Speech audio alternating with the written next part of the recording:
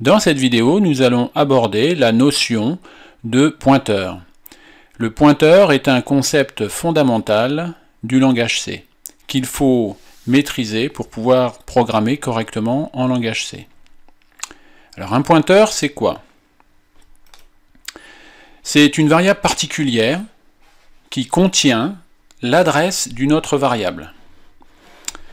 Dans l'exemple présenté ici, on définit un entier i et p, une variable particulière, on voit c'est marqué étoile p, on dit que p est un pointeur sur un entier. I prend la valeur 17 et p égale et commercial i. On est en train d'écrire, on est en train de dire ici que p va prendre l'adresse de la variable i. Et ensuite, la ligne suivante, étoile p égale 20. Donc l'élément qui est pointé par p reçoit la valeur 20. Donc l'élément qui est pointé par p, ici, est la variable i. Alors, il est vrai que la dernière ligne, étoile p égale 20, revient à écrire i égale 20. Mais on verra un petit peu plus tard pourquoi est-ce que l'on utilise un pointeur pour faire une indirection. On va voir quel est l'avantage d'utiliser cette méthode. Donc un pointeur P, dans l'exemple qui est présenté ici, on a en vert, on représente une case mémoire. Et cette case mémoire, on considère que la case mémoire qui est en fait la case mémoire de la variable i se trouve à l'adresse de l'AR 5A0F3. C'est une adresse comme ça dans le plan mémoire. Je vous rappelle que toutes les variables que l'on utilise en langage C sont stockées en mémoire, mais on ne connaît pas leur adresse. Maintenant, on va l'utiliser avec un pointeur, puisque le pointeur va stocker l'adresse de la variable. Donc, P ici reçoit la valeur 5A0F3, c'est-à-dire qu'il contient l'adresse de la variable i. Et à l'adresse 5A0F3, on a la valeur 17. En accédant à cette adresse, donc on peut accéder de manière indirecte à la variable et on peut la modifier. On verra un petit peu plus tard l'utilité de cette méthode.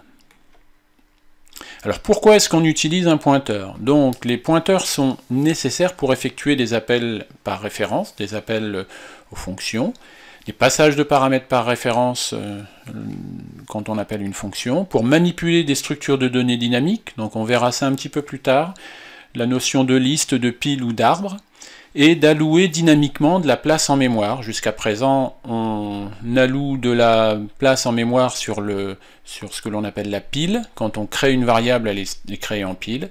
Et on verra dans un chapitre prochain comment on peut allouer dynamiquement de la place en mémoire, et à ce moment-là, qui n'est plus allouée en pile, mais sur ce que l'on appelle le tas. La déclaration de pointeur. Donc on va utiliser le symbole étoile, qui est utilisé entre le type et le nom du pointeur. Donc on connaît la déclaration d'un entier, int i. Quand on définit un pointeur vers un entier, on l'a vu précédemment, on écrit int étoile p.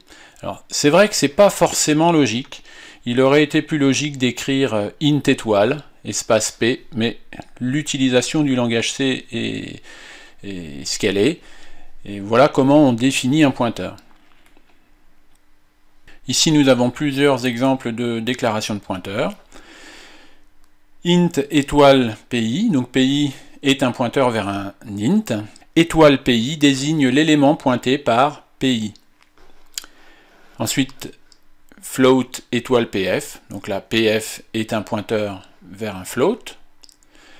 Ensuite, on définit C et D comme étant de type caractère, et étoile PC, donc qui est un pointeur sur un type caractère. Ensuite, double étoile PD. PD est un pointeur sur un type double. Et en dernier, double étoile étoile tab. Tab est un pointeur pointant sur un pointeur qui pointe sur un flottant. Donc, Il faut savoir que ça existe, on aura l'occasion de revoir ça, mais un petit peu plus tard. Donc il y a possibilité de faire double indirection. Pour manipuler les pointeurs, on utilise deux opérateurs, qui sont des opérateurs unaires. Pourquoi unaires? Parce qu'il n'y a qu'une seule opérande, qui sont l'opérateur et commercial et l'opérateur étoile. Vous m'entendrez très souvent les traduire en français courant, et c'est pour ça que je l'ai mis ici juste à côté de l'opérateur, qui est la traduction en français courant. Le et commercial dans un code contenant des pointeurs, il faut le traduire par adresse 2, et le étoile, il faut le traduire par élément pointé par. Le code C qui est présenté ici, donc définit un entier i, auquel on donne la valeur 8, on affiche la valeur de i, et juste en dessous on va afficher l'adresse de i. Alors avec le printf, un formatage, donc i bien sûr est formaté en décimale, donc classique pour un entier. Maintenant, pour afficher l'adresse de la variable i, on utilise un formatage que l'on n'a pas vu jusqu'à présent, qui est le pourcentage %p, qui va nous permettre d'afficher une adresse au format hexadécimal.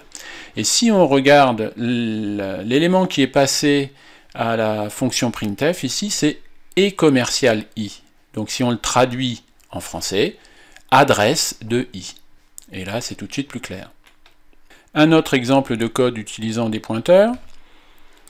Donc on définit C comme étant une variable de type caractère et D, variable de type caractère. Ensuite P comme étant un pointeur sur caractère. La ligne suivante, on fait pointer P sur C. En fait, ça revient à copier l'adresse de C dans la variable P.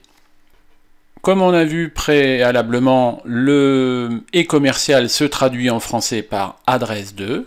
Ce qui fait qu'on va mettre dans P l'adresse de C. On affiche avec le printf pourcentage %C, donc on va afficher un caractère. Et qu'est-ce que l'on affiche?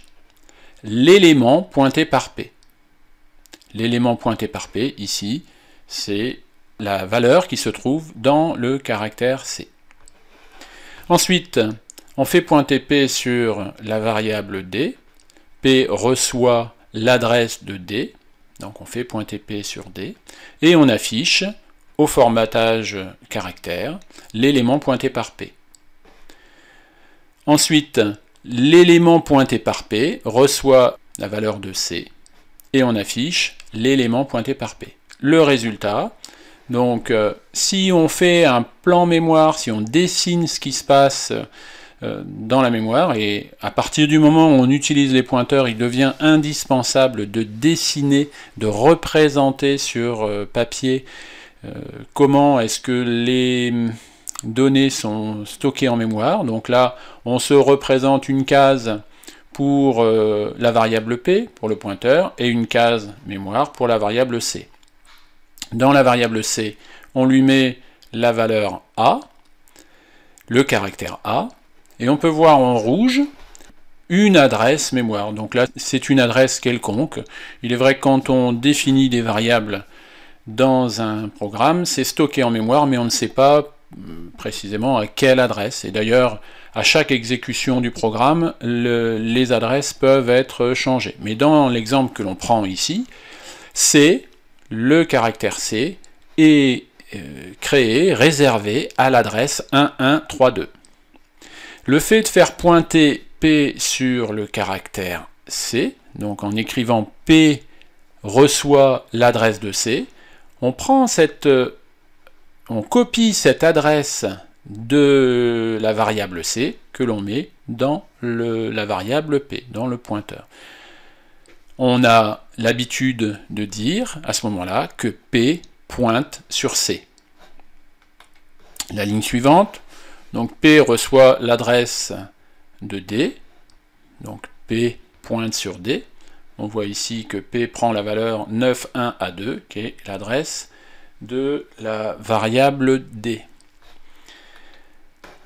Et la ligne suivante, l'élément pointé par P reçoit C. Donc l'élément pointé par P, dans P on a 91A2. Donc l'élément qui est à cette adresse-là, 91A2, c'est la valeur, c'est la variable D. Donc l'élément pointé par P reçoit la valeur de C. C contient le caractère A, donc on va mettre dans l'élément pointé par P le caractère A. On obtient en résultat nos trois printf, A, Z et A. Un autre exemple de code C, donc on définit ici un pointeur P sur un entier, xy deux entiers. On fait pointer P sur la variable x. Donc P reçoit l'adresse de x. X égale 10, donc on met 10 dans la variable x. Ensuite, y égale l'élément pointé par P moins 1. Donc l'élément pointé par P, ici, ça vaut 10, moins 1. Printf y égale pourcentage D, donc là on affiche la valeur de y. Ensuite, l'élément pointé par P, plus égale 1. Donc l'élément pointé par P reçoit l'élément pointé par P plus 1. On incrémente l'élément pointé par P, donc là on va incrémenter la variable x. On affiche printf l'élément pointé par P, étoile P égale pourcentage D, donc là on va mettre l'élément pointé par P et on va afficher x, donc qui normalement doit nous donner la même valeur. Donc ici un petit peu plus compliqué comme écriture, donc l'élément pointé par P entre parenthèses, plus plus. L'élément pointé par P, on sait que c'est x, ça revient à incrémenter x. On affiche la valeur de l'élément pointé par P, x et y. Ensuite on écrit l'élément pointé par P reçoit 0, on affiche x et on verra que ça équivaut à 0. Ensuite l'élément pointé par P plus plus, l'élément pointé par P reçoit 20. Au résultat, on obtient donc y égale 9, puisqu'on a vu ici que y était égal à l'élément pointé par P, donc 10 moins 1. Ensuite, étoile P égale l'élément pointé par P plus 1, donc 11. Et x, on affiche x qui est égal à 11. L'élément pointé par P plus plus, donc on affiche ici l'élément pointé par P qui est x, que l'on a incrémenté, donc il passe maintenant à 12. Et y vaut 10 moins 1, donc 9. On positionne l'élément pointé par P à 0, on affiche la valeur de x, et on voit ici que x a changé de valeur, et la dernière ligne, x a changé de valeur, il est passé à 20, puisqu'on a passé l'élément pointé par P égale 20. Donc maintenant, comment utiliser les pointeurs? On peut accéder aux éléments par l'intermédiaire de pointeurs, en faisant différentes opérations, on ajoute ou on soustrait. On a ici un exemple d'un tableau de 6 longs qui est initialisé avec les valeurs 1, 2, 3, 4, 5, 6. Donc ce sont des entiers longs. Et un pointeur P sur un type long. On écrit que P égale V. Alors, ici, il faut retenir que P est un pointeur. P va recevoir V. Alors attention, P ne va pas recevoir tout le tableau, mais on a vu dans une présentation précédente qu'un tableau, en fait, le nom du tableau correspond à l'adresse de la première case du tableau. Donc l'adresse de cette première case du tableau. Et l'adresse du tableau, c'est une adresse que l'on peut mettre dans un pointeur. Donc là, en gros, P va pointer sur le tableau V. On affiche ici, donc en format entier long, chaque fois on affiche en entier long, l'élément pointé par P, donc qui là va être la première case du tableau. On incrémente P, on affiche l'élément pointé par P, et là P plus égale 4, on va pointer 4 cases plus loin. Donc 1, 2, 3, 4. On va afficher la valeur 6. On regarde la représentation sur papier, qu'il est indispensable à faire, je vous le rappelle, indispensable à faire quand on utilise des pointeurs.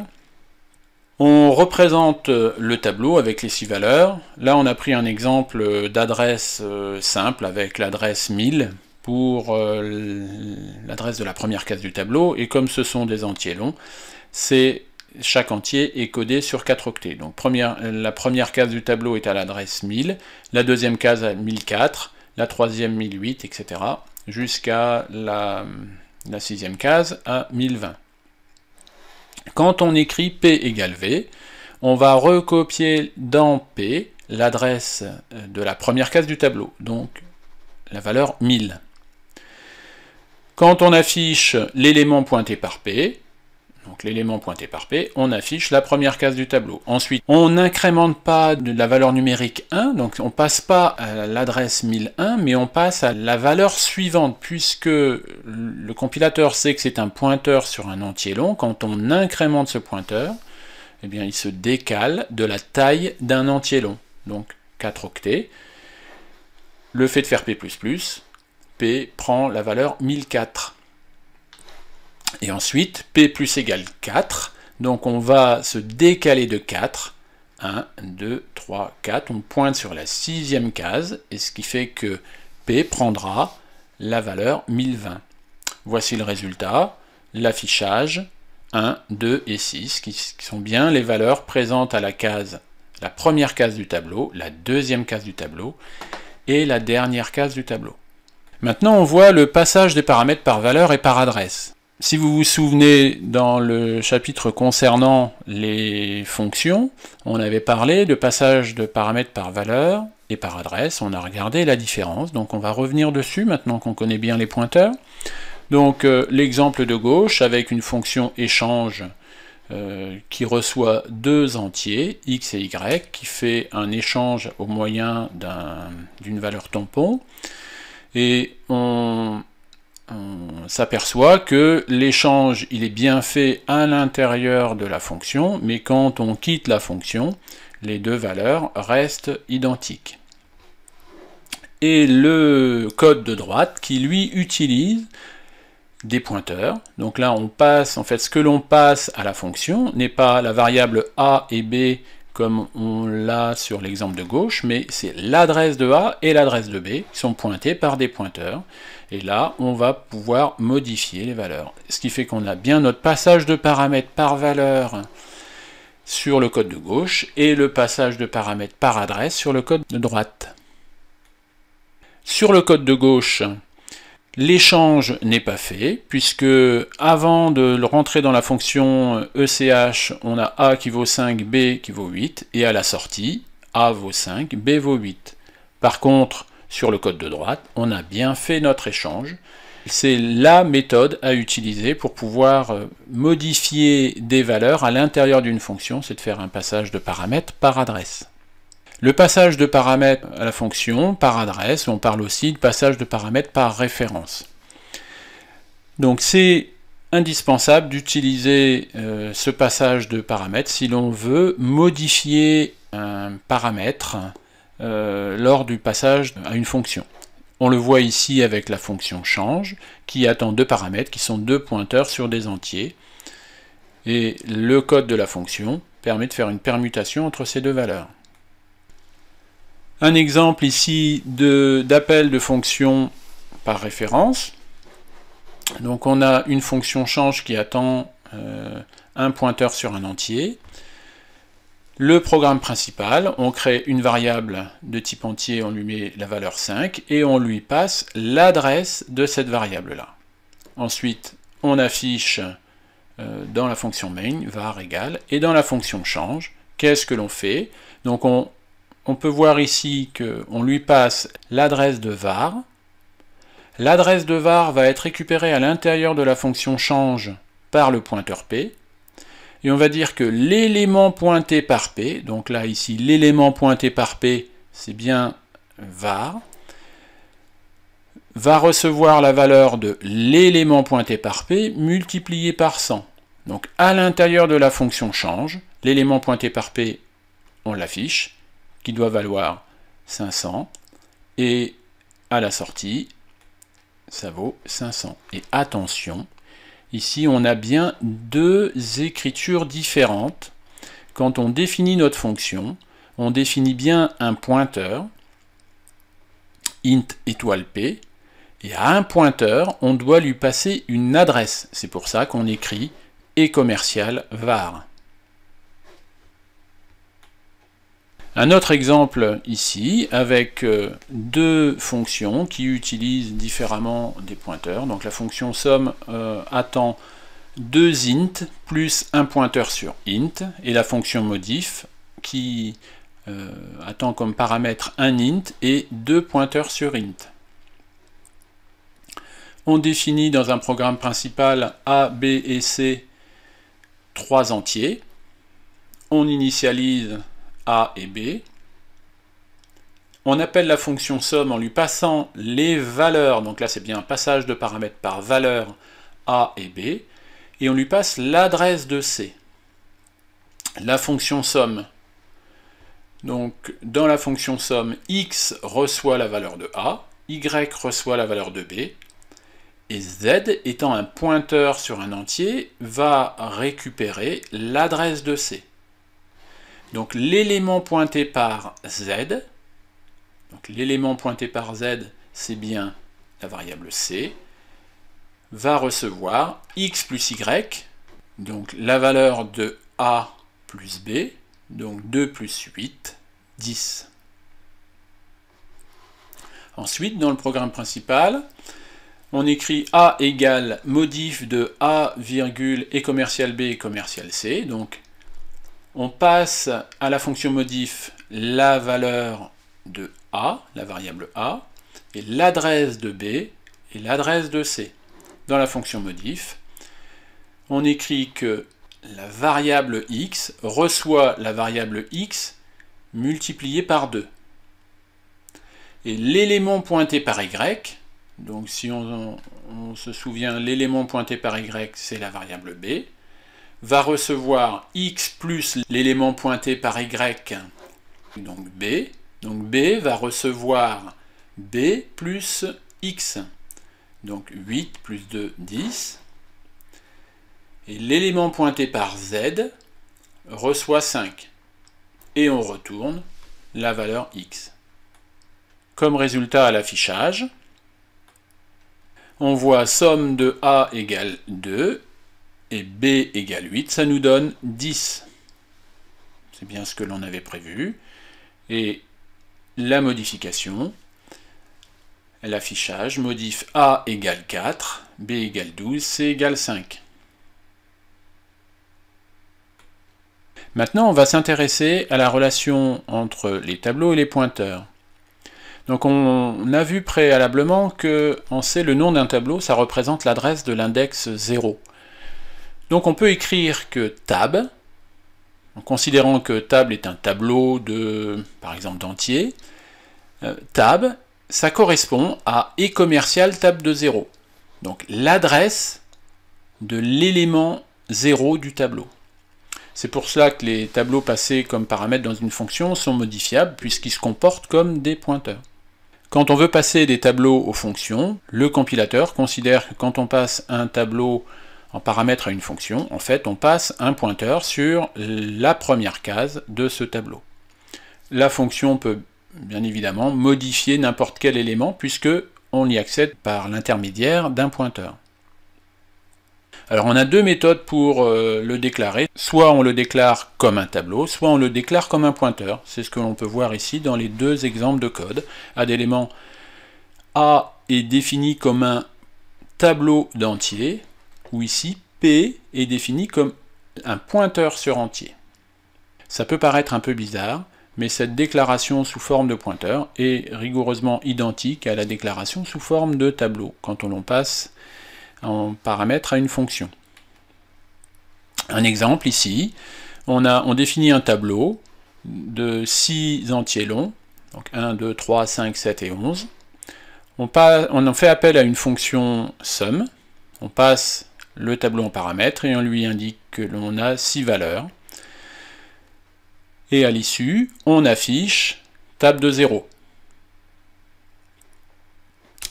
La fonction sum attend comme paramètre un tableau A, un tableau de long, et ensuite reçoit sz, une variable qui indique la taille. Eh bien, dans ce code-là, on fait une boucle pour i variant de 0 tant que i est inférieur à la taille du tableau. On fait total plus égal à de i. Donc là, on additionne toutes les cases du tableau. Et à l'issue, on écrit add 0 égale total. Donc on va aller mettre dans la case 0 du tableau la valeur du total. C'est ce que l'on représente ici. On a ici notre tableau avec les valeurs des différentes cases. Dans notre fonction sum, on a défini A comme étant un tableau sur un long, qui en fait se comporte comme un pointeur, puisque A reçoit l'adresse de tab.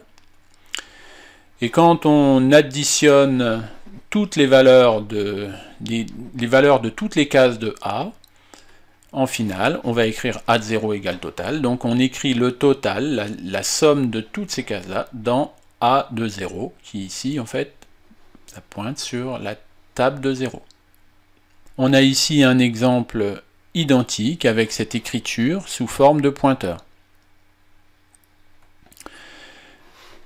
Donc, à la différence, c'est que là, on va peut-être mettre un petit peu plus en avant les notions d'adresse des différentes cases mémoire.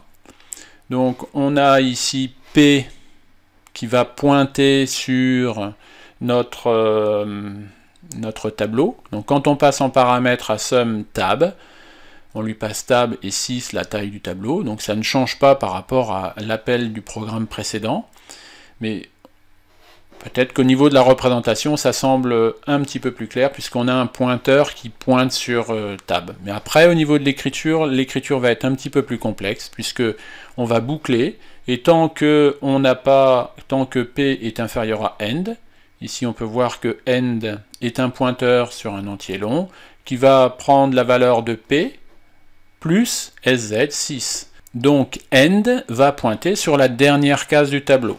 Tant que P est inférieur à end, qu'est-ce que l'on fait? On fait total plus égal étoile P++. Cette écriture est un peu complexe. Il faut le traduire comme étant total égale total plus l'élément pointé par P, et ensuite on incrémente P.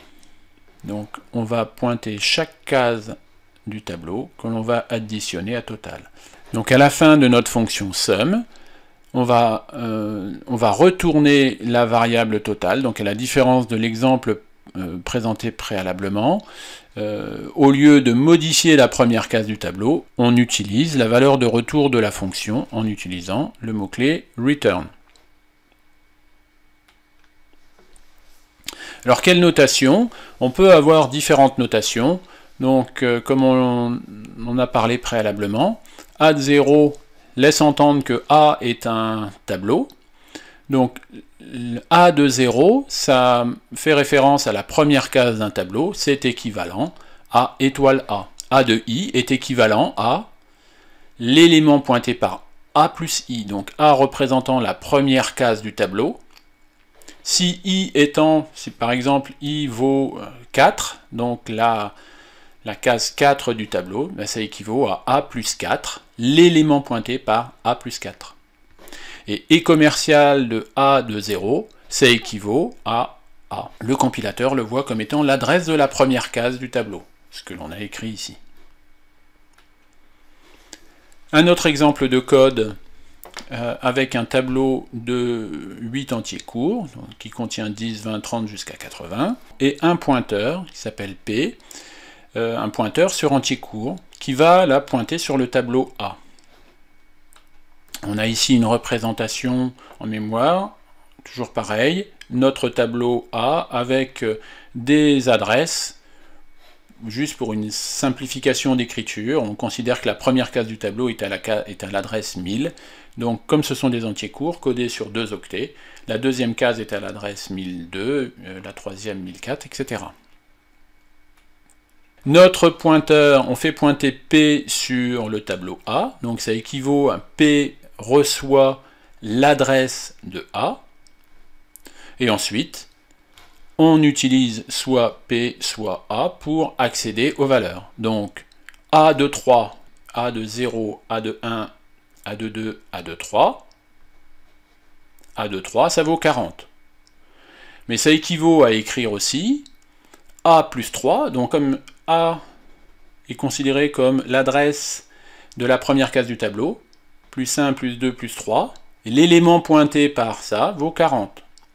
Ou alors on peut passer par le pointeur, P plus 3, donc l'élément pointé par P plus 3, ou alors on peut passer par le pointeur au formalisme tableau.